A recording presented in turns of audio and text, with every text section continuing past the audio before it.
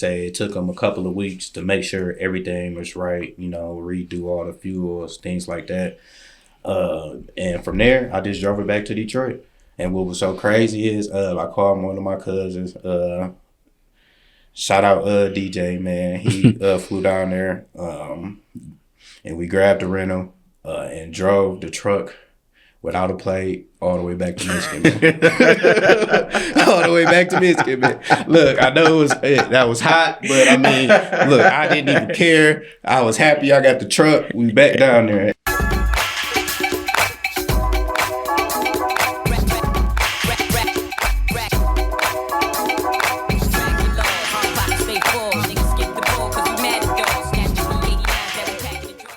What up, though, Black Fridays family? Welcome back to another installment of the Black Fridays podcast. Today, I have the homie Aaron Jackson joining me from Muddy's Food Truck. How you doing today, brother? Yeah, I'm doing good, man. Can't complain. Good. Good to see you again, man. I know we had bumped into each other just like months ago at Black Tech Saturdays. Yeah, definitely. And yeah, got a chance to get introduced to you there. So I know a little bit about you, but if you had the opportunity to introduce yourself to all the people watching and listening, how would you describe Aaron and Muddy's?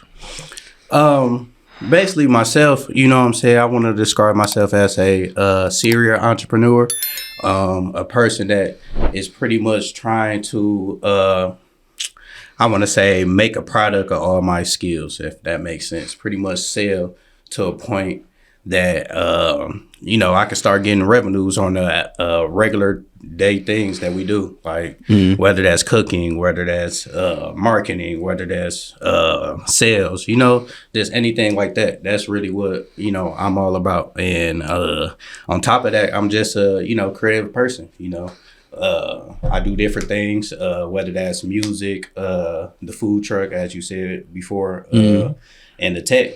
So I'm really interested in that. I mean, that's where I'm heading now. But, what really caught my attention was the food truck. That's where I want to say started with. So, yeah, that's what took me off.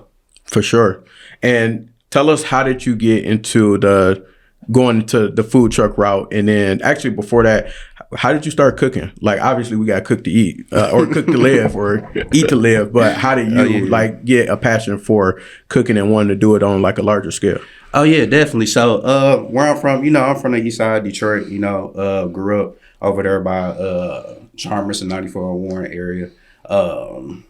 Graduated from King High School, things like that. So it's like, when you're from around there, you got to do everything yourself. You got to cook, clean, you know what I'm saying? And I'm coming from I want to say old school background. It was just a single parent household. So, my mom had 3 boys, so we just had to, take a lot of the responsibility while she, provided for us. So with that being said, a lot of the things I learned at an early age was what I took to my career now.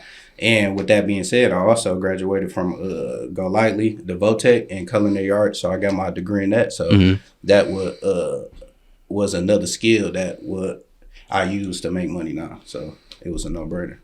Got you. So you were professionally trained, but then also, like you said, it started in the household. Like, you got a chance to, and was that something that either was passed down to you from like older relatives, like mom, grandmom, or was it really you like just experimenting in the kitchen with different things, and then you was like, all right, I want to keep building on these skills? Oh yeah, no, man. Shout out to mom, man. She for sure taught me all the skills I know. Taught me my way around the kitchen because, like I said before, she's out, working, providing for us and stuff like that. I gotta, majority of the time feed myself and my brothers and stuff like that. So that was the foundation. And then Go Lightly would sharpened, the tools and the skills and things like that. And fast forward, after, I want to say, after college, where I'm still going to, let's rewind. So, between then, before I got the food truck, I started my college career at WC3. So got my associates in business management. Right now I'm going to Eastern to get my bachelor's in that. So with that being said, I took those two, started my LLC, took that process, got funded, And that's when I, graduated and, made my skill professional. So that's why I took the step to grab the food truck. For sure.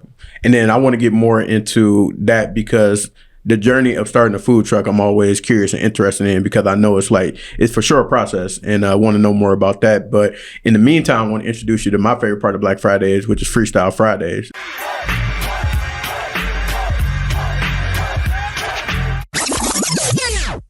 So it's random assortments of questions about you. So you shouldn't get them wrong. And I just asked, I got 2 rules. You answer each question and you answer honestly. Okay, cool. All right, bet. So your favorite food to eat, if you had to pick one thing, like one dish, what would you say is your favorite thing to eat? I would say the quesadilla from the food truck, chicken quesadilla, definitely a option to go with. Fills you up, man, and you got the fries on the side, so you can't go wrong with that. For sure. We had talked, I like to ask people this from the city. We had talked a little bit earlier about Coney. When you go to Coney Island, what's your Coney order? I got to go with the 10-piece chili cheese fries, you know what I'm saying? Chili cheese on the fries. And with the pink lemonade, no ice. You can't go wrong with that. But if I'm over there on, I think it's the Super 8 off of 75, I got to go with the spicy wings, man. For sure. Yeah. For sure. That's a solid meal. You can't go wrong with that. Oh, yeah, definitely. Love that, man. If you had to pick one or the other, would you rather rewind in time and go back 5 years, or would you rather fast forward in time and go forward 5 years? I mean, that's a tough question. I mean,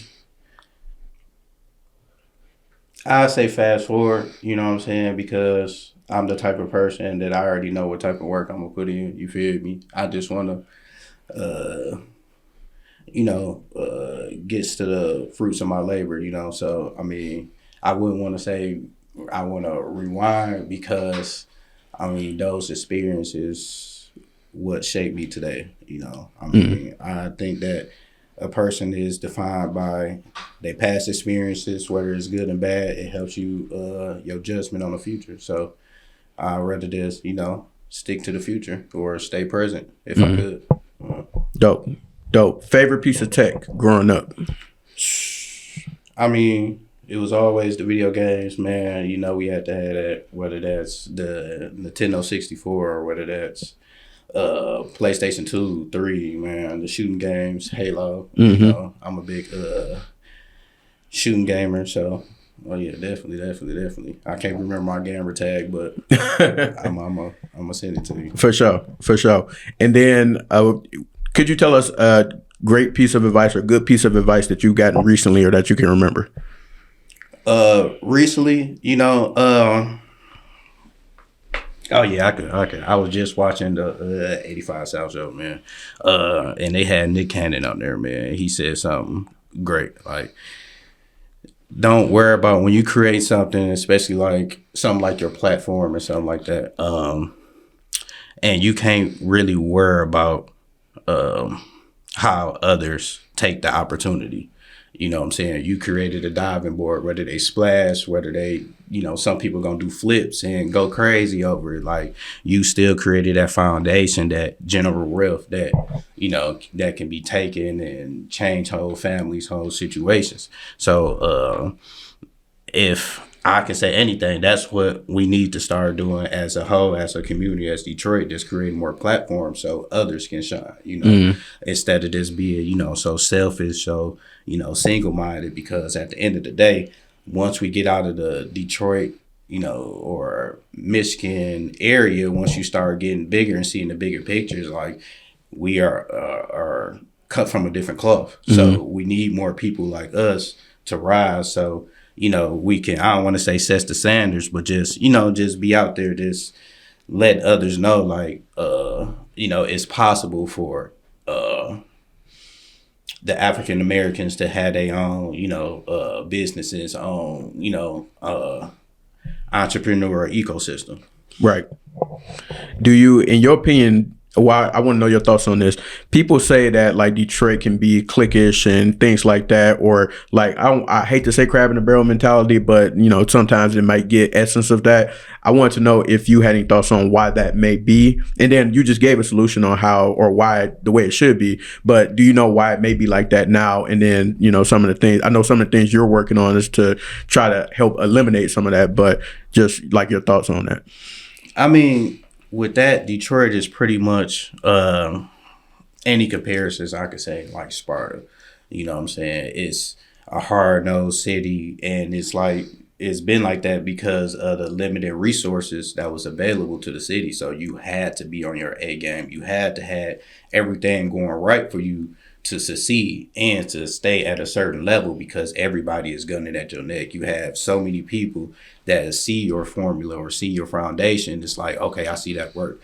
Now, you know, I can say it like another comparison would be like making it to the NBA. You know what I'm saying? You got the first year curve and you go crazy. Now you got the second year where everybody knows what's going on. Mm-hmm. Everybody then copied the game and they have defenses set up to stop you now. Or, you know what I'm saying? It's a closure on the gap of the competition. So it's like, with that being said, everybody is, you know, it's on edge, but at the same time, it's like a sword sharpening a sword. If you could just change that mindset, it's nothing wrong with competition. But at the end of the day, it's about seeing each other get better. You know what I'm saying? Because it's at the end of the day, it's a lot more money than it is people out here. Thanks. So everybody can get a piece of the pie. There's no, you know, limited resource. No matter what they say right now, it's a lot.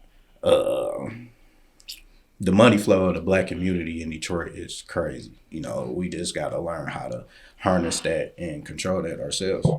Absolutely. No, I agree with that 1,000%. So appreciate you sharing that. And then congrats to you. You successfully passed Freestyle Fridays. So seems like that was a layup for you. So I wanted to go back into the business focused questions and learn about this whole food truck game. So in terms of you, so you say you got your education and you had the culinary skills and continued to build upon those. And then you said it was time to go and get a food truck. So I guess like when did the idea for you to do the food truck pop up in your mind? And then what were the steps you took in order to get that up and running? So at the time, you know what I'm saying, like I said, when you got the education, now you have the power. You got to realize, once you save up the money, you get everything right. You have to make the decision. How are you going to make this money back? That's the end goal. That's the bottom line for everything. So with that being said, I tried, multiple ventures at the time. I tried the Turo. I also grabbed a house off the land bank, and I did the food truck. So the Turo is just, me renting out different cars and it's somebody else's inventory. The house is just a long play game where I can either rent it or flip it. And then with me buying the food truck, I can always get money to have a cash flow to fund everything. So with that being said, I chose the food truck is because it's an everyday cash flow that I can also use today, 3 years from now, whenever, pass it down, have somebody else use it at the same time and use that cash flow to invest more. Dope. And then starting up a food truck, that's not an easy process. So how did you find the truck, the paperwork that you had to do, all that good stuff? So with that, first thing first, you got to find a truck. And I've been searching for, it took months. It's been times where, my cousin to tell you where we pulled up to a house, he's selling a food truck and the generator don't work. He want to show us everything and don't have half of the stoves and things like that. So it's a process for sure. Mm-hmm. You can't just take the first thing or just be sold on it because you see the pictures. You got to do your due diligence and make sure that's the right truck for you and the things that you're trying to do. And with that being said, like we were saying before our camera, around then, I want to say, what was that, 2019, there wasn't a lot of food trucks around, especially in Detroit. So you had to go to big food truck populations populated areas like New York, Cali, Florida, or whatever to find your food trucks. So luckily, Facebook Market, technology, I'm searching on there and found something down in Florida. And once I found that, flew down there, checked it out. And it was nice. It was right for me. You know what I'm saying? It was a nice price. They built everything from scratch. New transmission, new equipment, stoves, fryers, refrigerators, the whole nine. Like,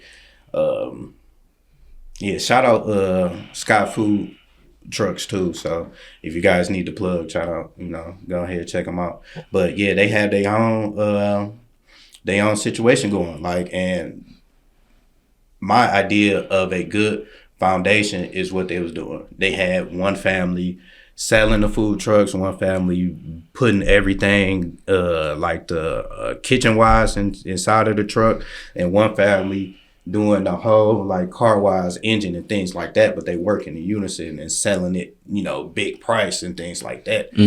Buying trucks for the lows and selling it 50, 60, saying, hey, like that's a good foundation, you know what I'm saying? And that's a family business that we need, in Detroit that can really take us to the next level, because no matter how long you worked at Chrysler or Ford, not saying that's a bad thing, if your kid needs some money now, you know what I'm saying, and they legal age and they, you know what I'm saying, and you working there, you can't get your kid a job versus, you know what I'm saying, if you had your own business, whether you making more money or not, you can do that. You can give them a job. You can start them off early. You can teach them that, foundation to where they can take it ahead of you and, make it to the next level. So with that being said, just to wrap it back around to the food truck, from there, got the truck, things like that.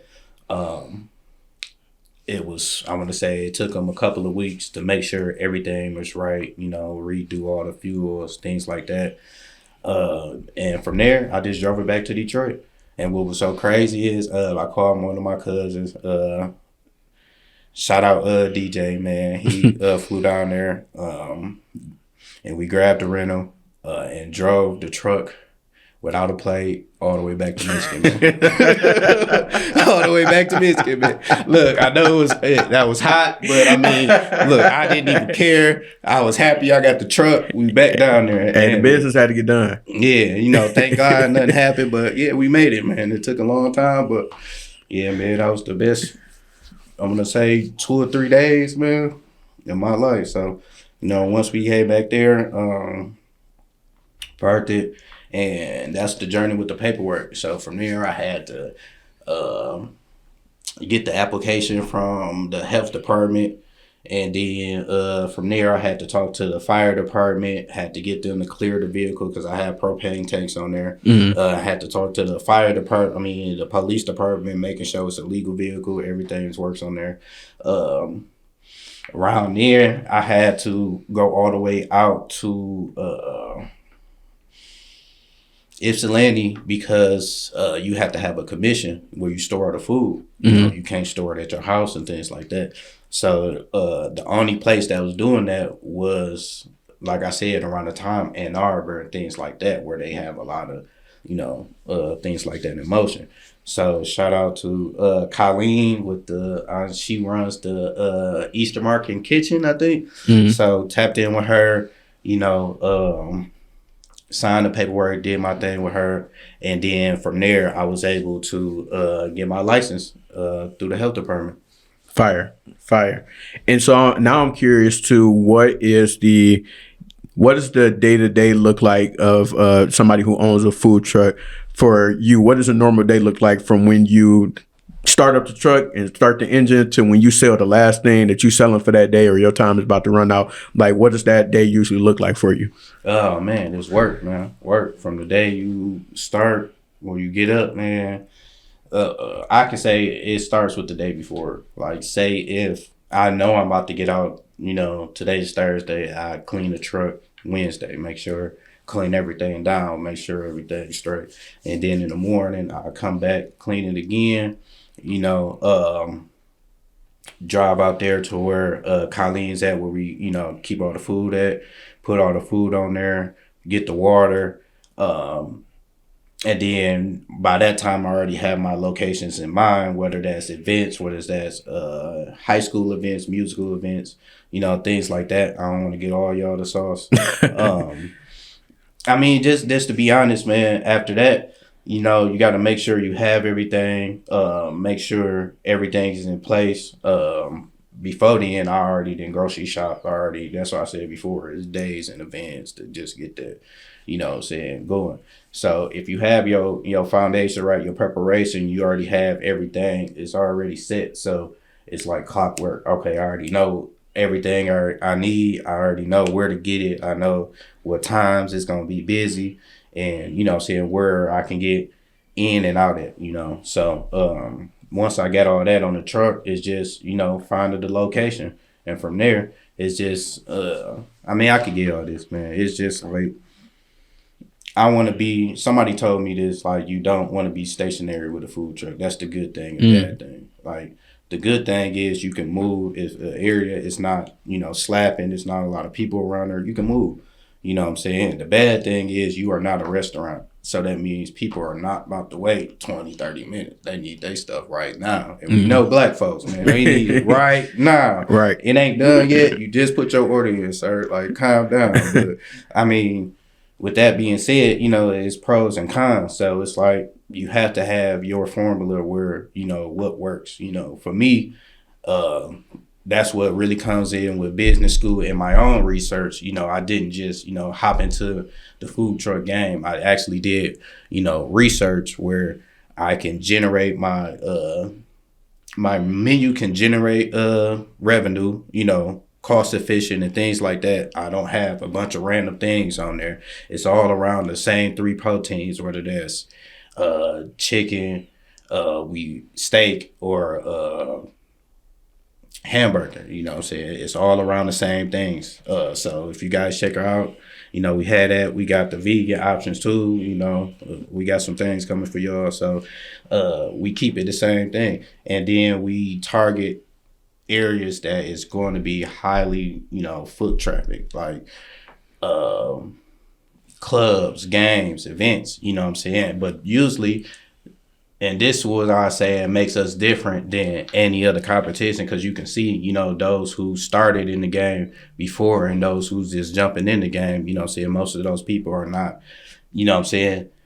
let's just be for real, located in Detroit, what I'm saying? And so they are, I don't want to say afraid, but they don't know what's going on, what I'm saying? Right. Like I was telling you before, I was on the truck today and we was at WC3 downtown, what I'm saying? You're not going to see trucks right there. You're not going to see trucks at the, King and Cass game or things like that, even though it's high foot traffic. But you got to know what's going on in the community. Right. You know what I'm saying? That's a big factor when it comes to having a successful business, is being involved in the community. And that's what Detroit has to get back to and start doing, is holding these businesses accountable, because they're generating millions and millions of dollars from us. But look at the community, y'all not doing anything. You know what I'm saying? You go to any other neighborhood, those businesses are involved. Those businesses are at the high schools, they at the colleges, they, providing back and things like that. Or whether you go down south, you got Morris Brown and you got T.I., different big players coming back to the school. And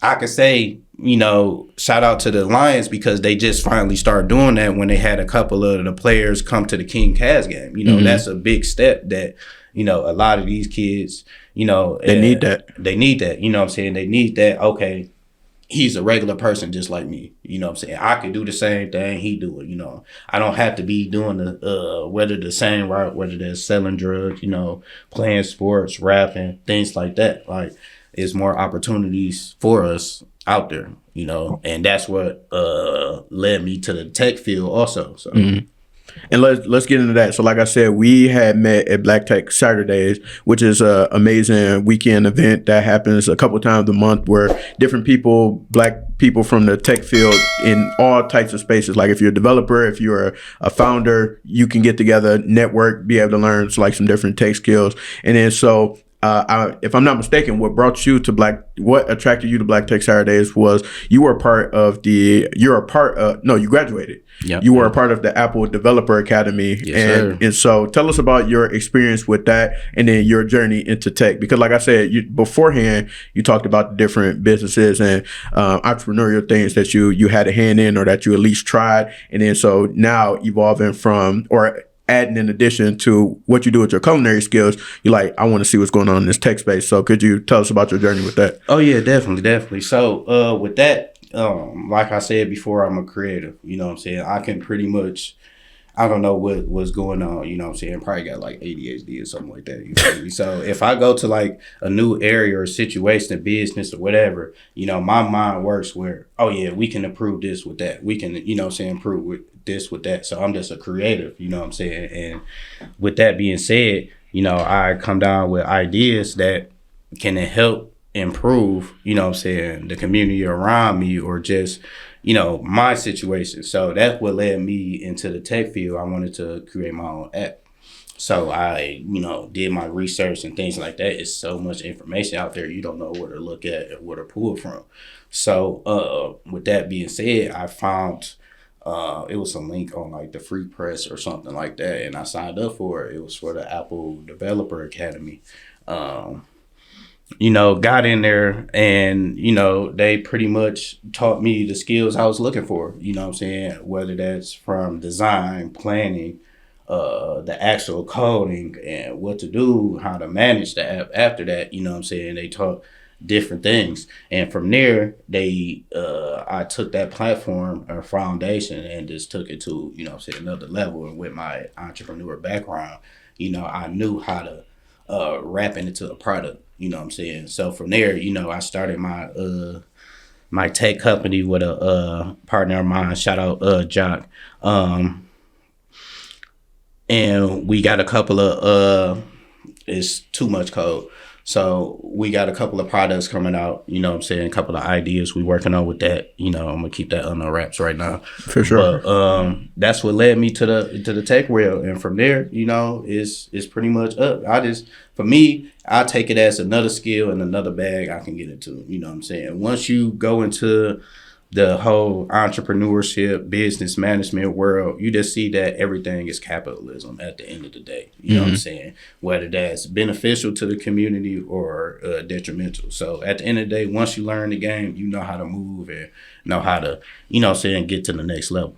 So it's like the tech field is an untapped industry that I encourage everybody to get into, you know what I'm saying? Whether that's for personal use, whether that's for commercial use, whether that's for anything, you know, coding has became so, I want to say mainstream to the point where the mass can grasp it and do something with it. You know, my comparison is the same way everybody can get out here and become a rapper and start recording and learn, you know what I'm saying, GarageBand, Fruity Loops, you know, Pro Tools. You can do the same thing with Xcode. You can do the same thing with Firebase. You could do the same thing with, you know, GitHub, you know what I'm saying, and the SPMs and things like that, Swift UI Kit, you know, like it's a lot of programs that's out there or languages that you can really, you know, create something from scratch, you know, and change the game. Just like with the AR kit and what is the AR and the VR that's coming out now, and the things like that. That's really, you know, changing the game when it comes to technology. The average American can have access to that and create that. You know what I'm saying? Before it was like, you know, especially with Objective-C and things like that. You know, I learned some of that too. It's clunky, man. Man, thank God for Swift. I'm saying, thank God for Apple. Thank God for y'all. Y'all made Swift UI easy, so you know the average person can come in and take over the game. So, yeah. And then, so I wanted to ask you, do you kind of wear it as a badge of honor being able to go through the Apple Developer Academy? Because like you said, you graduated from King, I went to Cass, and even though those are two high schools in the city that they seem to pump resources into because they're magnet schools, what they weren't teaching people how to code or develop or anything like that. I don't know what year you graduated, but I came out in '09 and like that wasn't an option. And it's still not really an option for those students. So I just want to know, like, do you feel like that's like a badge of honor being able to do that? Somebody from the city of Detroit, somebody from the east side, where they're not teaching us how to code. They're not trying to, feed that information to us, but like being able to take that full opportunity with the Apple Developer Academy. Oh yeah, definitely. Because I graduated, I want to say the second year the program existed. So, I'm like one of the, forefronts or forefathers of a lot of things that they do in there. And especially, I graduated King in 2012. So I already know back then, the internet was just getting started. So we had limited resources, you know what I'm saying? So back then it was pretty much, we want you to depend on the things or jobs that we give you, what you can get access to. Now it's like with the internet, you can see, oh yeah, y'all paying me 21. I can get 37 in Florida right now. Like, you know what I'm saying? So it's like different avenues that we can take. So back then, you can't really put the blame on the school system, but now it's time to change. It's not time to, put blame or point the finger. It's like we know that these fields are generating crazy revenue, like $300,000 a year, $250 a year, for a senior level. And we should be teaching our kids that the next wave, and comparison to schools in like the metro area, those are the things that they already have those classes set in place, whether that's private school or not, they already have those technologies being accessible to the kids to learn. So they have the ability to set a curriculum for it. We just have to adapt it. We have to be in a sense that, like we take any other way. Hey, that's working. Let me go ahead and grab that. So why would we do that when it comes to education? Instead of waiting on, the higher ups or, somebody from a state or the higher up in the state who doesn't even know the community to tell us what to teach. Why won't we teach stuff that we know that our kids need to learn? And we need to learn, financial literacy, how to start a business and things like that, because we got the skills. With me, I really started when I was like in middle school, shout out Blackwell, right there on McAllen and Shoemaker, I was selling like, bags of sugar, candy, at school, So it's like, it started early, but it was never a program to be like, hey, we see that in you. Let's go ahead and guide you to the right, direction. So if we start doing that, we tried that. We had that back in the day. Actually, you can look this up. It was a school called Detroit Commerce, and they taught only business. You know what I'm saying? And that's what we need to get back to. If we can get back to the premise of that, where our kids is learning business straight out of high school or knowing something, to where, once you get to the college level, you clearing it. You already know everything. You able to take advantage of the opportunities you have at the college campuses. You know what I'm saying? Because there's some sauce in that, but I don't want to give y'all that either. But they can take advantage of that, take advantage of the opportunity that is so many people in one area that you can, do whatever you can in that. But, with that being said, back then, this was one of the rumors that was said. They canceled and they destroyed it or, stopped giving funding to it because they noticed that the kids coming there was doing too good, going to Michigan State, flying colors and, passing a business law school and things like that with, because you want to think around what I want to say the 1940s and things like that. We had our own, ecosystem, right? Yeah, our own businesses, our own barbershops, because we had no choice. You know what I'm saying? Our not generation, but our businesses were slapping harder than the others because of the fact that we actually enjoyed it. You know what I'm saying? It was actually for us. Ours was like world renowned. You know, people was coming down. You know what I'm saying? Like the names I can't really think of right now. You know, Aretha Franklin, things like that. You know, people was coming around to see those acts. You know, from around the world. So you can't say that we didn't have high class. You know what I'm saying? Stores, but it's like when you have the city, you know what I'm saying, destroying Black Bottom and things like that, you know what I'm saying, you already know what time it was. So we just need to get back. I don't want to point no fingers. We just need to get back to, you know what I'm saying, getting to the money and creating, you know, generational wealth. But it comes down to the education and actually instilling that like business mindset, because we already have the, you know what I'm saying, seller's mindset. We already have, because you need that. You need sales. You need to know how to present your product. But that's just one part of the equation. If you realize the whole part of the equation, we'll realize, like, damn, this gas station been getting $2 million from my goddamn Dutchess. You know what I'm saying? The chips, whether that's from the bridge card or whatever, every year. But, you know what I'm saying? But we all see this, but, you know, take advantages of the, you know what I'm saying, the drug addicted outside, having them clean up for $2. You know what I'm saying? Nah, if that was your own, you know what I'm saying, gas station, would you do that to your community? You wouldn't. You know what I'm saying? So why are we allowing those, you know what I'm saying, not just saying those is the, you know, the point the finger or just the spotlight on that. It's just one example, or, you know what I'm saying, what I'm saying. So it's like we just got to take accountability of the fact that we need to come on and start our, you know what I'm saying, our own, build our own table so we can eat. Love it. Love it.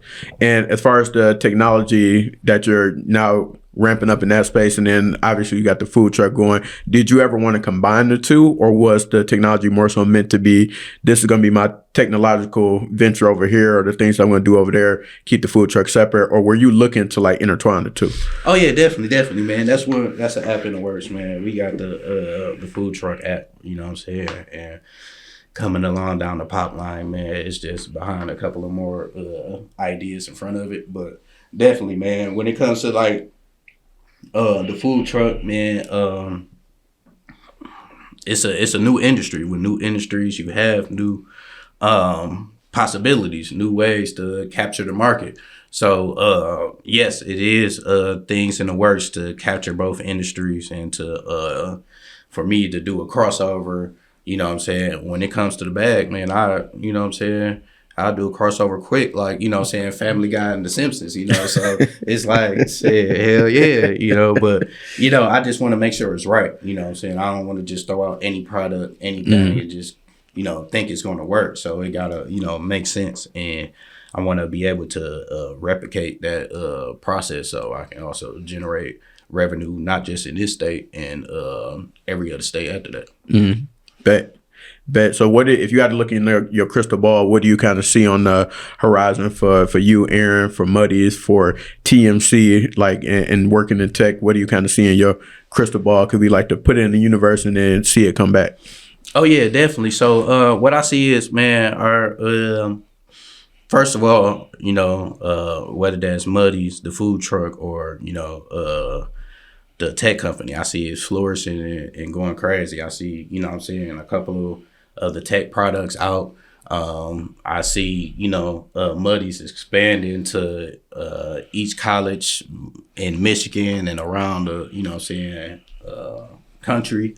I'm seeing, you know what I'm saying, Detroit really, you know what I'm saying, expanded to a point where, you know, I ain't gonna lie to you. I think we need a HBCU, you know what I'm saying, in Detroit, man. That's another time for another day, you know what I'm saying, because I could keep talking, man. I ain't gonna lie to you. I got a bunch of shit to talk about and a bunch of shit that we could be doing. Yeah, man, I mean, that's pretty much it. It's pretty much, you know, my business is flourishing. Me really, you know, taking over the tech game with the products that I have in works right now. It's almost ready. It's almost there, man. We just got to put everything together, make sure it works, man. Make sure it's ready to, you know, get our first live testers. So if you want to be involved in that, you know what I'm saying, I'll for sure, you know what I'm saying, shoot you the info for that. But yeah, man, it's just pretty much, just taking over the game. It's step by step. It's like, we in year, like I said before, we was talking to our camera, like what, year 3, 4, I'm not sure. Shit, fun fact, man, we started on June 19th.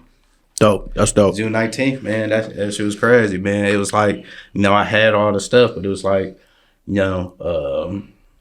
I don't know. It's like when you first get, how you just first start something, you nervous, you anxious and stuff like that. So I wasn't really jumping out there to my cousin. Shout out older Dion, you know what I'm saying? He pretty much said, man, you might as well just go ahead, jump out there. And then I'm going to say the next day was, June 19th, went out there to Belle Isle. It was crazy too. They told us we had to leave. Straight somebody told on us. So yeah, man, the lady that was in that ice cream truck, you know what I'm saying? You know what time it was, but God got a plan, man. Right, so, right. Right after that, man, they told us to leave and stuff like that. We went at the time. So in the moment, somebody was ordering some food from us. So we told them like, go ahead to the gas station across the street. Anybody who's from Detroit know the gas station next to Tim Hortons. So we go over there, boop. And from there on, we just started, that was our first spot. We just started coming back to that gas station, serving the community. The community really embraced us. It was a lot of foot traffic going to Belle Isle, things like that. And then from there, man, we just started hitting the club scene, man. And I can really say, man, I really started the food truck rave, man. I don't want to be like a soldier boy, but yeah, man, I can say that, man. And if y'all want to fact check, man, all y'all who got y'all ideas, man, it came from what was it called? I think it was a Miami Press. That was my first year I was out. But the lady from the health department told me how to paint it. You know what I'm saying? With me just getting the truck, I'm like, shit, I got the paperwork. I don't care about what is on there. Y'all go taste this food. But she said, no, you can't do that. You got to cover up their, logo. So the first couple of months, it was Miami, Press. So y'all know that truck. Y'all know what was going on for there. So, you know what I'm saying? I don't want to, boast, but y'all know what time it is. So that's why we still here, going crazy today. But yeah, we going to continue to go crazy and continue to, lead the way. Whether that's out there in Kalamazoo, out there in Grand Rapids. We just did a couple of events out there. Shout out to Western Michigan Greek Council out there. They threw a yard show. We came out there, and did our thing. Banged out. So, I mean, that's just what it's about. Showing in the community that is different opportunities, for us out there. So with that being said, we're going to be leading the way with some more product, man. That's what's up. So for everybody who's looking to see what's coming next, what you got going on now, possibly want to do some events with you as far as the food truck goes or work with you in tech, how can they find you? What's your social website, all that good stuff? How can they tap in with you? Oh, yeah, definitely. Whether you want to, get something done, get some app done. I also do videos. I also, do mission engineering. I could be your engineer if you're trying to make an album, EP, whatever. I could do the catering events. So if you want any of that, just go to my business page, Smokehouse with 2 Ks, SMOKK House regular. If you want the food truck, you could just go to Soul Food Muddies. That's Soul Food MUDDIES. And from there, you can get my contact information, Gmail, all that, hit me up on there and we could put something in motion. I mean, I'm always down to collab, always down to work, always down to, put in some work. Bet. Well, appreciate you stopping by the podcast today, man, and sharing your journey and your story with us. And one thing I appreciate about the stuff that you're doing is the different ideas that you had, really just seeing those through and wanting to be able to take that curiosity you got about business, about food, about tech, any of those things, and actually seeing it through. Because I think it makes a difference just in terms of, like you said, the importance of being in the community, having people see you in the community, especially the young folks, and then them knowing okay, I can aspire to be able to do that, or this is another avenue to be able to get to what it is that I want to versus a lot of the other things that we might see out there. So appreciate you doing what you do. Oh yeah, definitely. Thank you. Really appreciate it, man. No doubt. So everybody watching, appreciate y'all tapping in. See y'all soon. Peace.